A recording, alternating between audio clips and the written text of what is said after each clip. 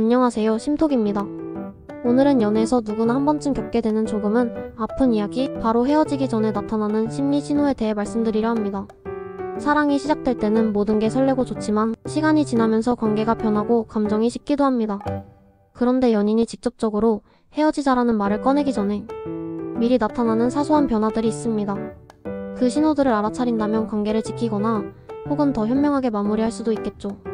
첫 번째 신호는 연락의 빈도가 눈에 띄게 줄어든다는 것입니다. 연애 초반에는 작은 일에도 서로 공유하고 싶고 일상 속에서 계속 연락을 주고받는 게 자연스럽습니다. 하지만 마음이 식어갈 때는 연락을 의무처럼 느끼거나 귀찮다고 생각하게 돼요. 답장이 예전보다 늦어지고 심지어 하루 종일 연락이 없기도 합니다. 이런 변화는 단순히 바빠서가 아니라 상대방에 대한 우선순위가 내려갔다는 걸 보여줍니다. 두 번째 신호는 만남을 피하거나 줄여나가는 태도입니다. 예전에는 아무리 피곤해도 잠깐이라도 얼굴을 보고 싶어 했는데 이제는 바빠서 못 봐, 피곤해서 그냥 쉴래라는 말이 잦아집니다.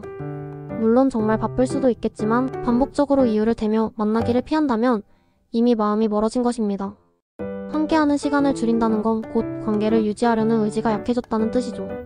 세 번째 신호는 대화의 온도가 달라진다는 점입니다. 연애가 건강할 때는 사소한 이야기도 길게 이어지고 서로의 생각을 깊이 공유하려고 합니다. 하지만 이별이 가까워지면 대화가 점점 짧아지고 건조해져요. 응, 그래, 알았어 같은 단답형이 늘어나고 말투에서도 따뜻함이 사라집니다. 대화의 깊이가 얕아지는 건 마음의 깊이도 함께 줄어들었다는 신호일 수 있습니다. 네 번째 신호는 미래에 대한 이야기를 하지 않는다는 것입니다.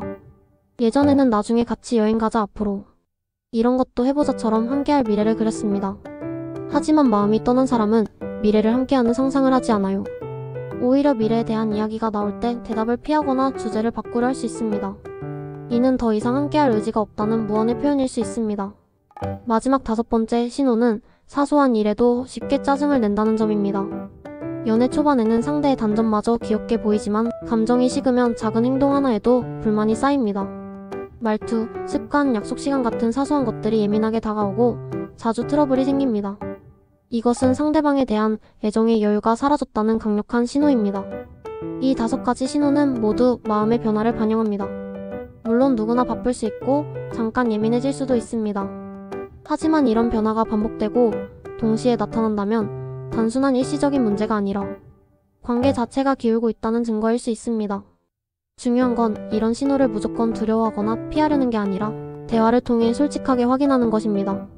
감정을 정직하게 나누면 오해를 풀 수 있는 경우도 있고 반대로 서로의 마음을 정리해야 할 때도 있죠.